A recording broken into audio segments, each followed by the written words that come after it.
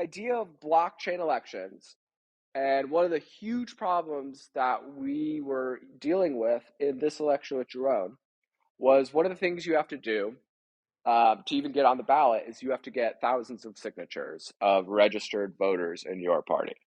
And so the corrupt establishment, um, they pretended like they were fixing the voter rolls, right? They were purging people off there. They were going to get rid of, people who weren't legitimate voters. What they ended up doing was they purged a bunch of people who weren't supposed to be purged.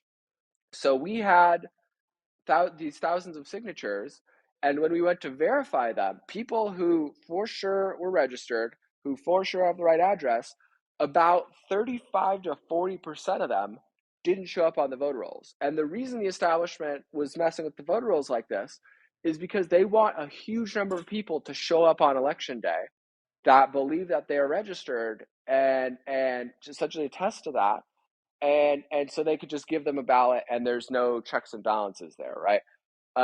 So that was a big problem.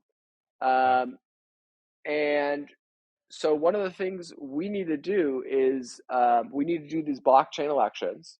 There was a system beta tested out in Chandler, Arizona, and it worked amazingly well.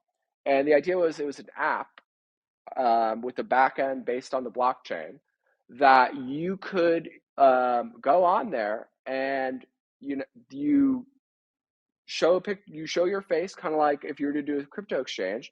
They verify, okay, you are alive, you are a US citizen, and you are of voting age, right? So it's a way for, instead of doing this ridiculous voter registration scam, for us to have the right people voting straight out of the gates. And the back end security of it is based on the blockchain. And a lot of people, especially in the Republican Party in Arizona, they're very wary of anything to do with any sort of digital voting. And what I would explain to them is, look, Bitcoin, which is 15-year-old blockchain technology, um, has been working great, right? It at its peak was worth about $2 trillion. So that's $2 trillion of this internet money floating around out there. You would think that every hacker on earth would Right. want to hack that if they could.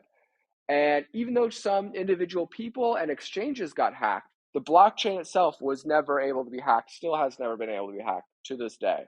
So that kind of security built into the back end of it, where we could have a situation where everybody, you could verify, hey, I'm alive, I'm a citizen, I'm of voting age, I'm a legitimate voter.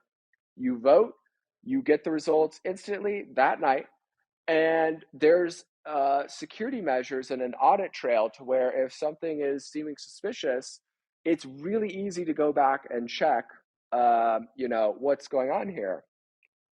So this thing was beta tested out in Chandler, worked super well. And one of Drone's opponents, before we picked up Drone, I was talking to some various candidates. And one of his opponents was a guy who was on the Chandler City Council. And I was asking him at the time, hey, so you guys did this blockchain election pilot program, this beta test. How did that go? And he was like, oh, that thing was awesome. That thing was super secure. That thing, screened out illegitimate voters. That thing had all these audit capabilities that we could make sure that everything was on the level. People could go back into the app and see, hey, my vote counted. This is who I voted for, so on and so forth. He was loving it. He was like, wow, this was an incredible success of a test here. And I was like, okay, great. So you're going to run on that, right? And he was like, well, no, because, the voters, the party, everyone, they don't really like this internet stuff. And, it's just, it's not feasible politically for me to be running on that at this point. Wow. And so that's one of the reasons I like Jerome is willing to get out there and lead and talk about unpopular things, Right. and persuade people, right? A big part of leadership is if everybody that's in your group is going in the wrong direction, you have to be brave enough to tell them, hey, we're going in the wrong direction. We got to correct course here, right? That's a huge part of leadership. And we Right. need people who are brave enough to do that.